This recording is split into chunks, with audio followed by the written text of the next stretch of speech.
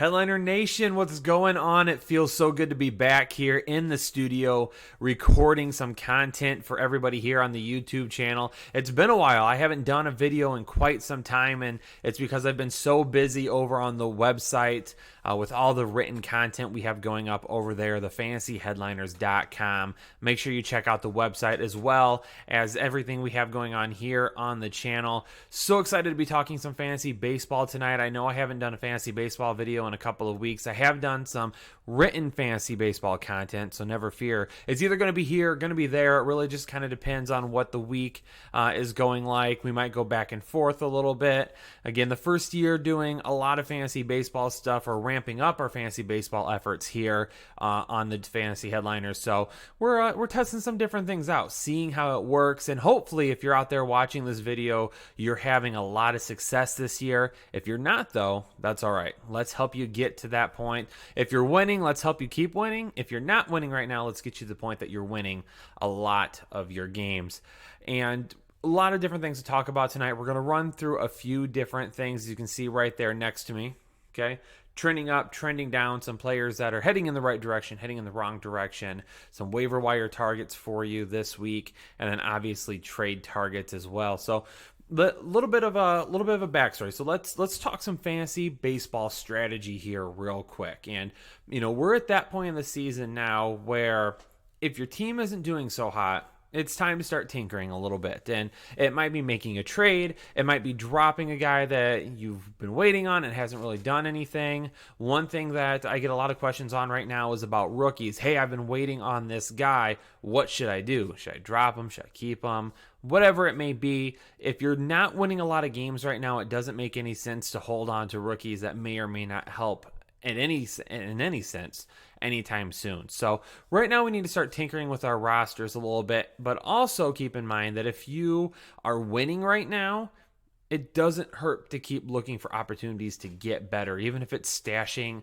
a younger bat or a guy that might be on the rise. Maybe it's trading for somebody that hasn't been playing so well. Go out there and make a trade to reinforce your lineup, because even if you don't have any room for him, it could be good trade bait later on, or if he gets hot. And we'll talk about law of averages a little bit when we get to trade targets. But if the law of averages are looking like someone's going to get hot here soon, grab him, put him on your bench, whatever it may be. This is the time where we start making some moves and saying, hey, what do we need to do to get better? What do we need to do to keep this win streak? What do we need to do to get out of this funk? Whatever it may be, let's start talking about some of those guys. Let's talk about some trending up, some trending down, some guys that have been doing well over maybe the past 3 days, maybe the past 7 days.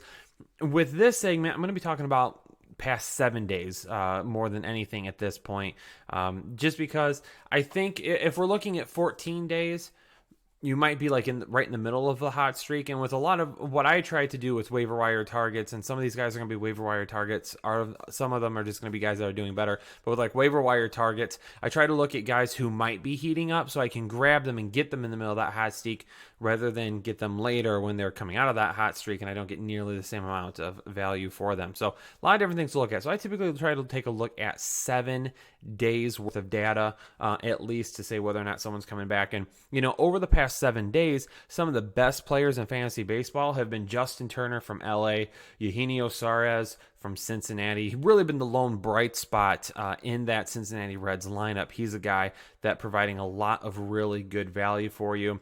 Mitch Moreland is a guy that might surprise some of you. Mitch Moreland has been playing really well as of late.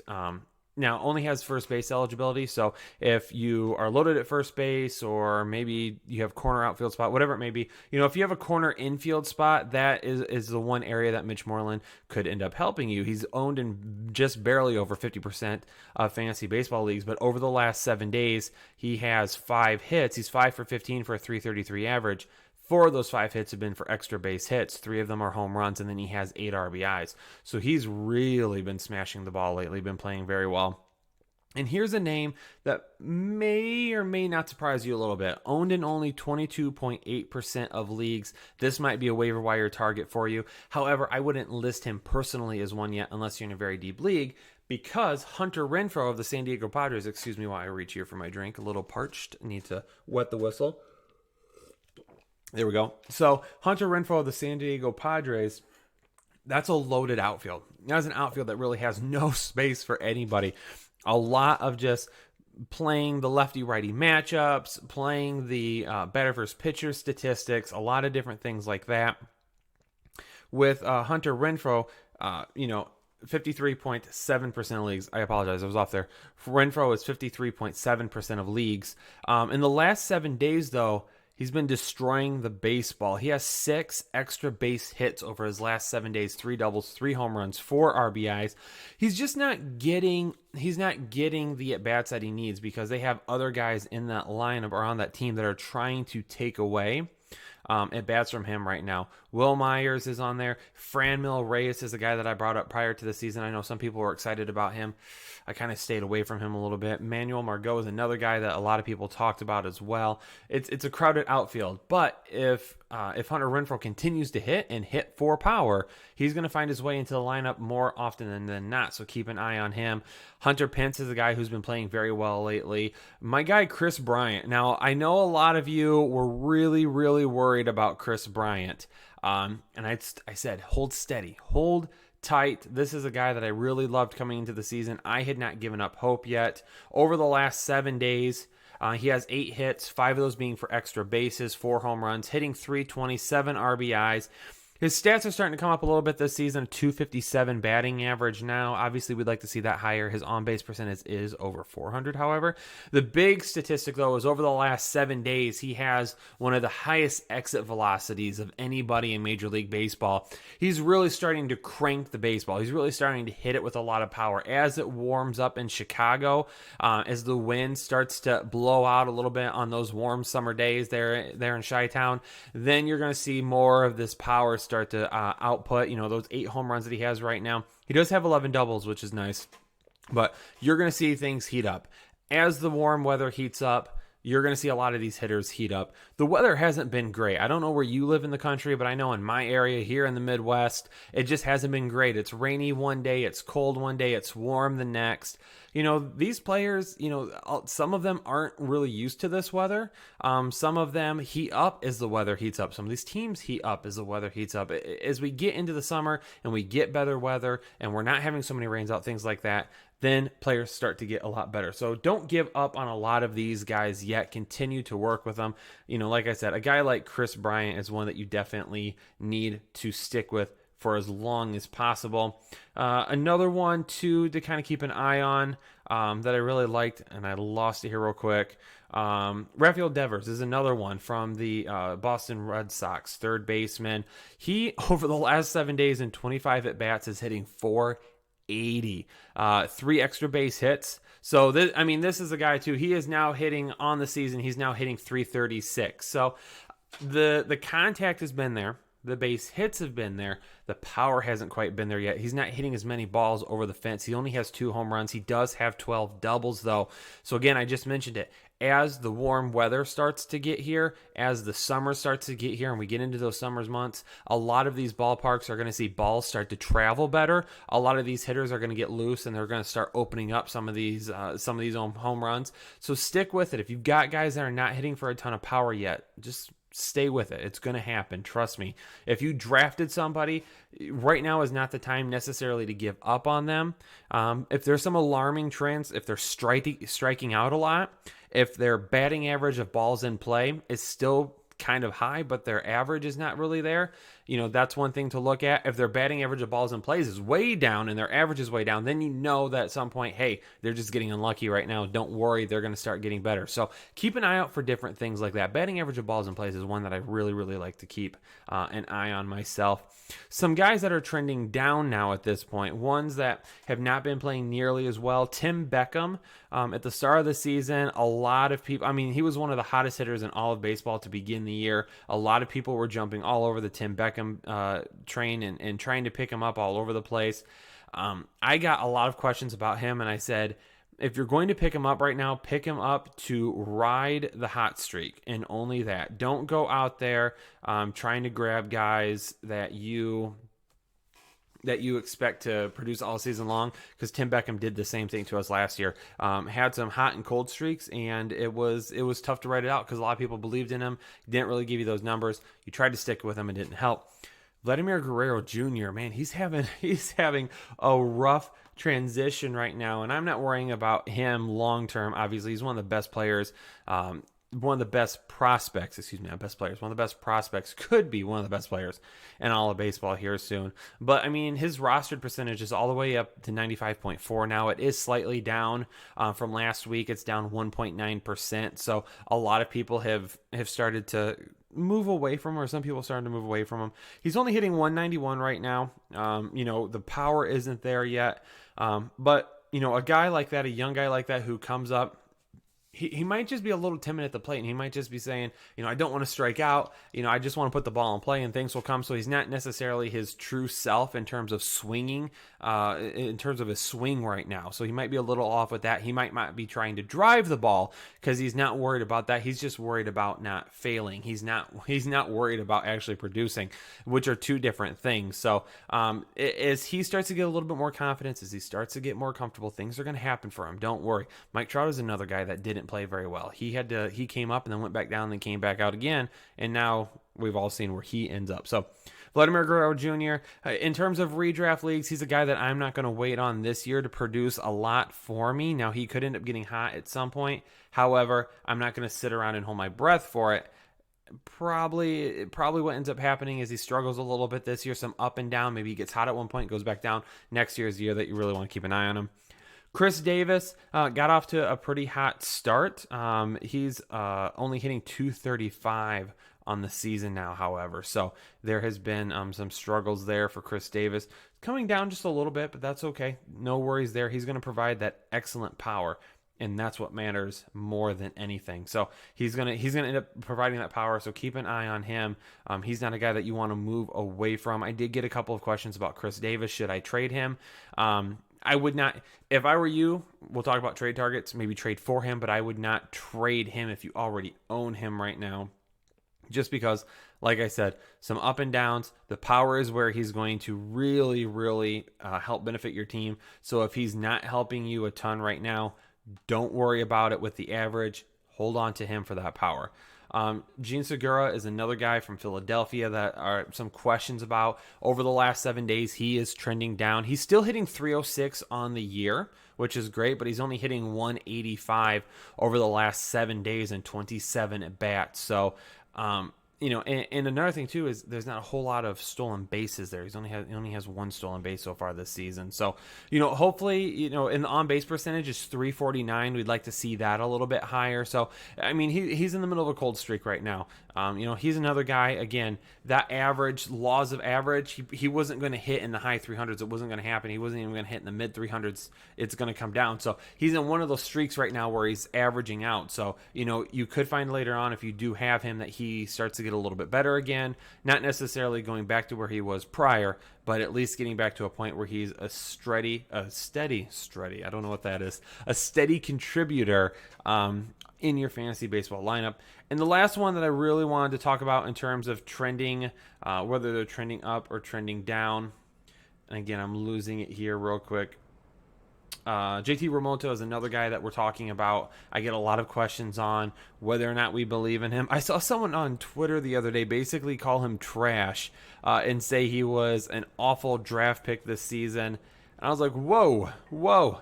Let's pump the brakes a little bit, okay? This is not a guy that I'm giving up on right now because there's no real reason to give up on him right now. I mean, I know he's not playing well. However, things are going to get better for him. Don't worry. He is, and let me grab his information here real quick. Got to scroll back. Well, this kind of takes us, we're going to skip here. I know I got waiver wire targets at number 3. We're going to skip. We're going to go trade targets first. Let's talk about trade targets.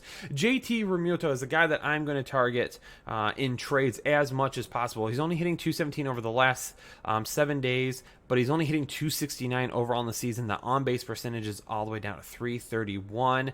Over the last few days, over the last 4 days, he does have a hit in each game.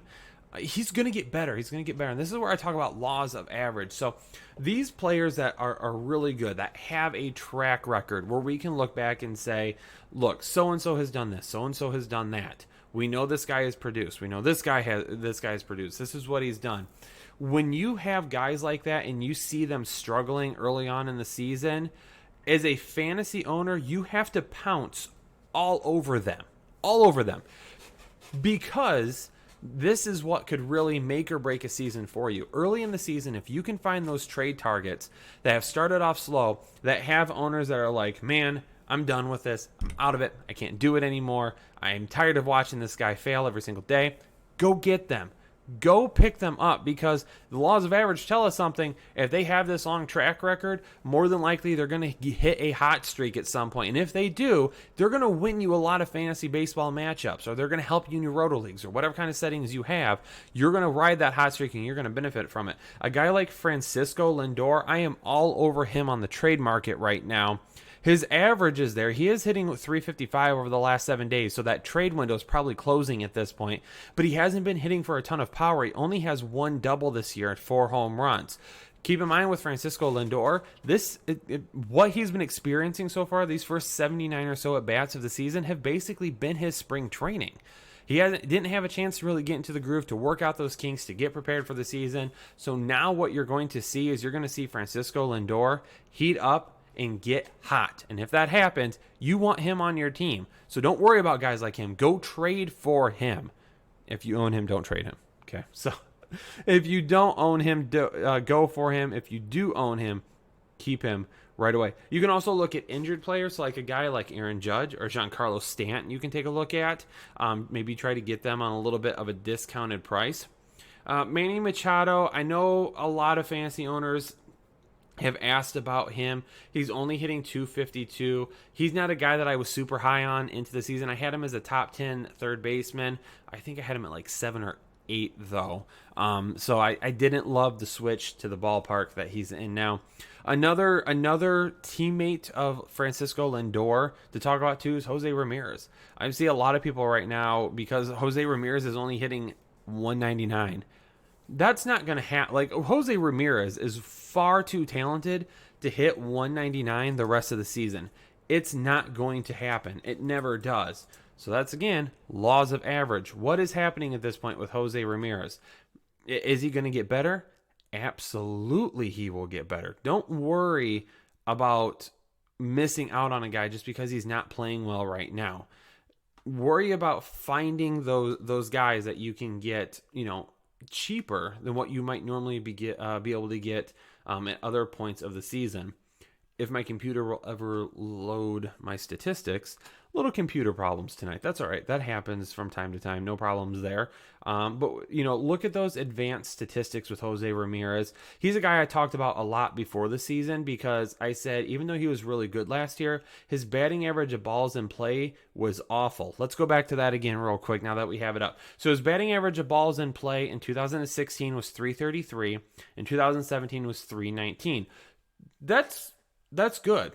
That's good. That's what you're looking for. That, to me, those two batting average of balls in plays don't scream that he was lucky at all. What screams unlucky, though, was last year when his batting average of balls in play was 252. And what's even worse is his batting average of balls in play this year is 218. This guy is very unlucky right now.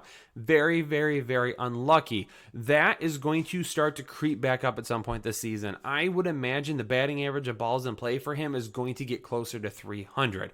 If he's at 218 right now and it's going to get closer to 300, that's a heck of a lot of average to make up over the next several months. Go get Jose Ramirez right now. If someone in your league owns him, go get him. Put in an offer, get him on the cheap, get him on your team, and then in 3 months, whatever it may be, when you're either heading into the fantasy playoffs or getting ready to win yourself a fantasy baseball championship, you send me a message and let me know if Jose Ramirez worked out for you at krich153 or 1532 on Twitter. Hit me up. Let me know how it went, because I want to hear, because he is definitely a guy that you need to be getting your hands on right now. Talked about JT Realmuto already. He's a guy that you want to target because of his slow start. Juan Soto might be a guy that you're taking a look at right now as well. Chris Davis, we talked about, not off to the best start. So, those are guys that I'm taking a look at as far as trade targets go. Again, Jose Ramirez being the bigger one. I have not given up hope yet. Guy has just been extremely unlucky. Extremely unlucky. Sorry, man. Got to wet that whistle. Get passionate there about Jose Ramirez a little bit. I like him. He's a really good player. Let's talk about some waiver wire targets. And I'm going to be giving you some information that you can find over on TheFantasyHeadliners.com. Make sure you go check out this article by one of our fantasy baseball writers, Jesse Hyatt, at Is it JH Sports? Now I'm forgetting Jesse's Twitter handle. I should never be doing that. But Jesse put together a really good article. Yeah, Jesse H Sports, at Jesse H Sports on Twitter. He put together a good article about some guys that you should be taking a look at. Owned in less than 50% of leagues, and some younger guys too that you want to be taking a shot at. The first one was Michael Chavis from the Boston Red Sox, only 48% owned right now. Talks about him being a former top prospect that may be coming out a little bit of nowhere this year because he did have an issue in 2018 being suspended for a positive PED test. So right now he is striking out 15% of the time, which is a little on the high side. But with that being said, he's a very good ball player. And again, he kind of fell off the radar for a lot of fantasy owners because he was a top prospect coming up, disappeared last season, obviously with suspension. Now he's up this season and contributing. He's been a little bit slower as of late, so you might be able to scoop him up off the waiver wire, but he's a guy that could get a lot better this year. Clint Frazier for the Yankees, only 39% owned. Now, what's going to happen when everyone is healthy there? That remains to be seen. But Clint Frazier, this is a guy that they got in the Andrew Miller trade from the Cleveland Indians. Clint Frazier is a really, really, really, really good ball player. He might be a little bit of a platoon player too, where he struggles against lefties, then he gets better against righties. He is hitting over 300s though. He does have pop, especially in that ballpark. He's a guy that you can go after and really get that. Alex Verdugo from the Dodgers, only 25% owned right now. Taking a look at him because there is a lot of opportunities there. Alex Verdugo is the guy that I wrote about in a Fantasy Pros article before the season started. And it was all about targeting minor league players that might not start the year in the majors, but when they come up, they're guys that you want. Alex Verdugo is one of those guys. I don't think he's going to be a guy that hits for a ton of power right away. He's still developing that power. He was a guy that a lot of teams looked at as a pitcher coming out of high school, but he didn't want to pitch. He wanted to hit. So the Dodgers drafted him as a hitter. So he's still developing some of those hit tools, but he might hit for a really good average. So keep an eye on. And then Luke Weaver, 40% owned from the Diamondbacks. I wrote about Luke Weaver last week in a waiver wire article. He's a guy that you definitely need to be taking a look at right now. He's striking out more than 10 per 9 innings. He has a ERA under 330. This is definitely a guy that you want to take a look at. He's done a good job about limiting left-handers this year. Left-handers last year had an OPS of 840. This year it's down 230 points, all the way down to 610.